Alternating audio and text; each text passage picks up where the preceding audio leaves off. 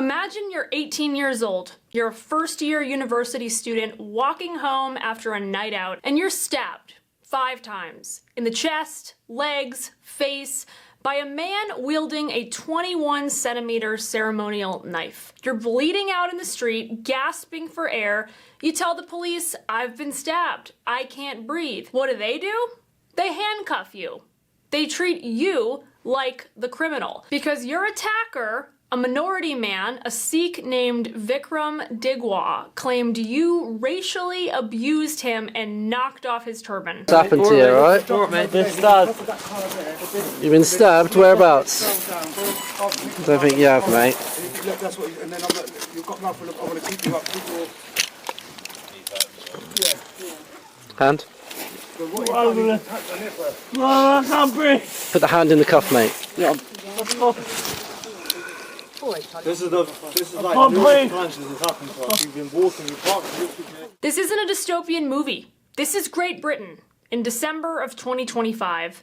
This is the murder of Henry Novak, and it demonstrates how a once great country with whom we shared values has essentially committed national suicide by putting identity politics above everything else. The legal system is twisted, law enforcement is corrupted, and who should get protected? The victims, and who should get punished? The offenders, has been turned utterly upside down. There's protests all over the UK now. People are shouting Henry's last words, "I can't breathe," which, yes, are the exact words that George Floyd repeatedly said as he died, and that moment prompted the 2020 social justice riots in the United States.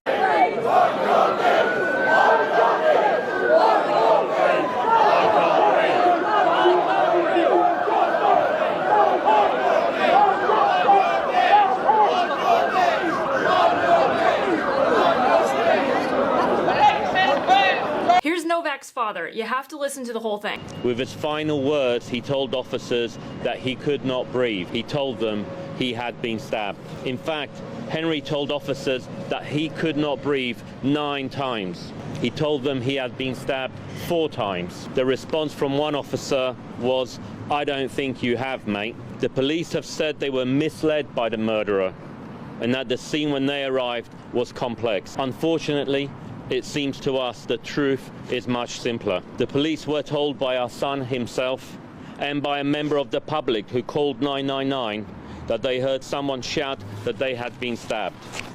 But the police did not believe them. Henry was pulled across the gravel, his hands forced behind his back, and he was placed in handcuffs. Instead of being treated as a dying victim, police formally arrested Henry for assault and read him his rights. That was the last thing he heard. Henry did not die with dignity. He did not die with the care he deserved. He lost consciousness before anyone believed him. Let me be absolutely clear. We hold Vickrum Digwa solely and 100% responsible for the brutal murder of our son. But Henry should not have died on the streets of Southampton in police custody. The way he was treated was inhumane and degrading. His murder, however, was afforded decency. He was believed. He was not handcuffed when arrested. He was not handcuffed when transported to the police station. As far as we understand, he was never handcuffed at all. And, as Vickrum Digwa himself told the court, whilst under arrest for Henry's murder, police even took him to the kitchen so he could choose his food. The contrast is unbearable. On December 3rd, he's walking home. He encounters Vickrum Digwa, who's 23. He's openly carrying a Sikh turban, which is a ceremonial blade. Digwa chases him down, stabs him repeatedly. Novak tries to flee. He's already deeply injured. He's climbing fences. Novak recorded Digwa on a Snapchat video after he inflicted the mortal wound. And Digwa says, "I am a bad man." Digwa is now on trial for murder. Digwa's mother, who was reportedly caught on camera removing the murder weapon from the scene of the crime and hiding it at their home, where police later recovered it, is also on trial. Here's the account of what happened according to Digwa and his brother. Hard to come home and he's attacked my brother. You're talking about verbally or physically? No, he physically attacked my brother. We're Sikhs, we wear turban, and he's just attacked my brother. Have any weapons been involved? No. What did he say to you? Oh, who do you think you are? Blah, blah, blah. I was like, look, bro, you're drunk, carry on, walk on. Then I was there, he goes, oh, who do you think I'm a bad man? I was like, bro, look, I'm a bad man. What? I'm speaking to you. Gopri, what did he say? Was he racially abusive? The police need a report. Come here. Yeah, he was. So basically, he stumbled into my brother. Yeah. So he stumbled. Do you want to speak to my brother? No, you carry on. He stumbled into him, and then what did he do? Okay. So he stumbled into you, and then what? Yeah, so he's walked into me, stumbled, he's drunk. I've clearly said to him, look, look, mate, you're drunk, carry on about your day, do what you need to do. And then what? Then he goes to me, who do you think you are? Who do you think you are? He goes, who do you think you are? Who do you think you are to my brother? And then what?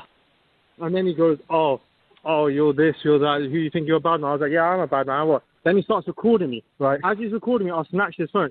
He's then laid a punch onto me. He's pushed me back and my turban's come off. He started then grabbing my head. So I then grabbed him and then he started pushing me, attacking me even further and everything like that. Digwa's lawyers claim he was racially abused and acted in self-defense in the heat of the moment, although there's no evidence that Novak said anything offensive, contrary to what Digwa argued to cops. Digwa then continues to lie to the cops on the phone and says that Novak is injured, he's stumbling, but it's because he fell over. At the minute now he's lying on the floor. He was trying to get away. He jumped over some bins and stuff on the other neighbour side. He jumped over the bins and tried to leave through the bin way. He's left a shoe here as well. So he doesn't have any injuries? He's hurt his face. I think he's fallen because when he tried to climb over the bin, he's fallen from the one side of the bins over the gates to the other side. I think he needs medical attention. He is just totally lying about what actually happened, which is that he stabbed him to death. And what's worse than the ridiculous narrative that Digwa painted is the cops. The sheer malfeasance at the scene of the crime that they displayed and their gullibility to believe Digwa. What's your name, mate? At the moment you are under arrest, and that's for assault, so you do not have to say anything, may harm in defence. If you do not mention when questioned, so to which you later rely in court. Anything you do say may be given in evidence, alright? It's going to be sick, I think.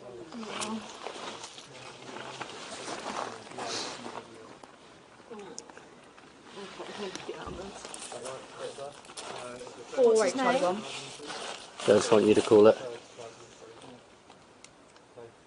Yeah, we've got this male, he's been beat up. Are we able to get an ambulance, please?